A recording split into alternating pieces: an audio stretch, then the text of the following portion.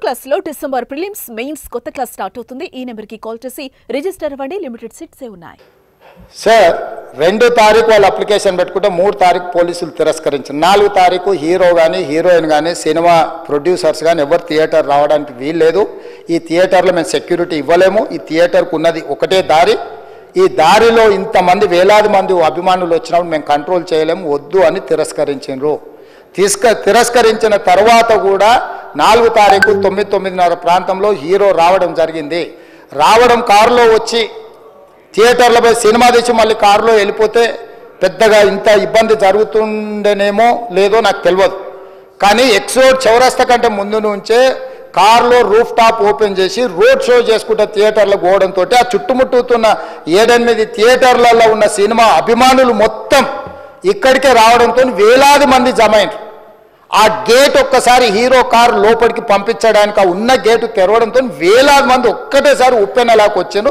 ఆ ఉప్పెనలో చనిపోయిన రేవతి, ఆమె కొడుకు, భార్య, భర్త, కూతురు వాళ్ళు అలాగైపోయి కొడుకు తల్లి ఒక పక్కన పోయి ఆ జనాల నుంచి తప్పించుకొని టికెట్ చేసుకొని ఆ తొక్కిసలాటలు హీరోను థియేటర్ లోపలికి తీసుకుపోవాలనుకున్న టైంకి అతను బండి మీద రోడ్ షో చేసి దిగేటప్పటికి వేలాది మంది హీరోను కలవడానికి చొచ్చుకొచ్చారు ముందుకు. అసలు అంటే ఈ రకమైన వాతావరణంలో అతన్ని లోపలికి తీసుకువెళ్ళాల్సిన సందర్భంలో అతను ప్రైవేట్ సెక్యూరిటీ ఇవాళ రేపు మనం ఫంక్షన్లలో బౌన్సర్లు అని మనం చూస్తూ ఉన్నాం. 50-60 మంది సరిగ్గా లెక్క తెలియదు, 50-60 అయినా అంటున్నారు, నెంబర్ 4 ఎక్కువ తక్కువ. ఆ బౌన్సర్లు అందరు మీదికి వచ్చే అందరు అభిమానులను విపరీతంగా అడ్డంగా ఎట్లా పడితే అట్లా తోయడంతో అటు నుంచి అభిమానులు హీరోని చూడాలి, కలవాలని ఒకవైపు నుంచి వాళ్ళని హీరో దగ్గరికే రానియొద్దని ఆయన ప్రైవేట్ సెక్యూరిటీ వెనక్కి నెట్టడం వల్ల ఈ తొక్కిసలాటలో హీరో థియేటర్కి వెళ్ళి లోపలికి వెళ్ళి చూసినాక పోలీసులు ఈ మొత్తం క్రౌడ్ని ఈ మొత్తం అక్కడ ఉన్న జమైన జనాలను అందరిని కూడా తీస్తే ఒక తల్లి కొడుకు అక్కడ శవాలుగా పడి ఉన్నారు.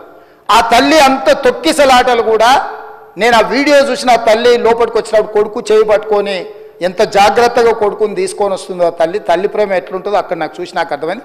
ఆ శవాలుగా మారిన తల్లి కొడుకు చెయ్యి ఇడవలే అధ్యక్ష, అట్లే చెయ్యి బిగ్గర పట్టుకొని పోలీసు వెళ్ళి చూస్తే ఆ తల్లి ఆ పిల్లగాడు ఆ తల్లి ఆ చెయ్యి వదలకుంటే కన్నబిడ్డను పట్టుకుని తల్లి చచ్చిపోయింది అధ్యక్ష.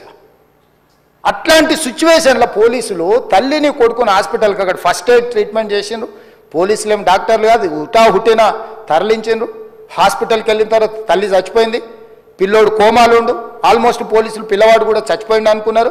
బ్రెయిన్ డెడ్ అయింది, ఆక్సిజన్ అందక ఆ అబ్బాయికి. సో ఆ సిచ్యువేషన్లో వెనక్కి పోలీసులు వచ్చి హీరో గారికి విషయాన్ని తెలియజేసి హీరో గారు వెళ్ళిపోతే హీరో ఎందుకు వెళ్ళిపోవాలనుకున్నారు పోలీసులు అంటే ఇంకా వేలాది మంది అభిమానులు అక్కడనే ఉన్నారు.